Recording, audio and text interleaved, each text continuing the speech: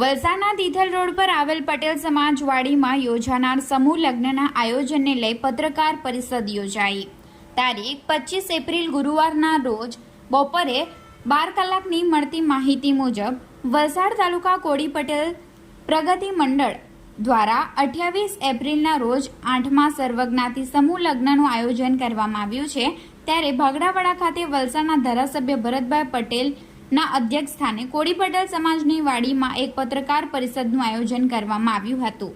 8મા સર્વજ્ઞાતિ સમૂહ લગ્નમાં મોટી સંખ્યામાં લોકો એકત્રિત થવાના હોવાથી પોસ્ટરના માધ્યમથી મતદારોને જાગૃત પણ કરાશે.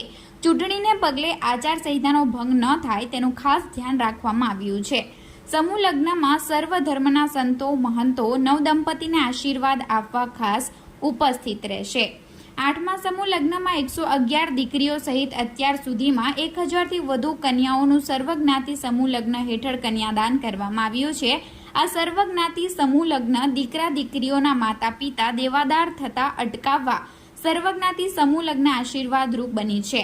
સર્વજ્ઞાતિ સમૂહ લગ્નમાં લગ્ન કરાવવાથી દીકરા દીકરીઓને સંતો મહંતો અને અગ્રણીઓના આશીર્વાદ સાથે સરકારની તમામ યોજનાઓનો લાભ પણ આપવામાં આવે છે.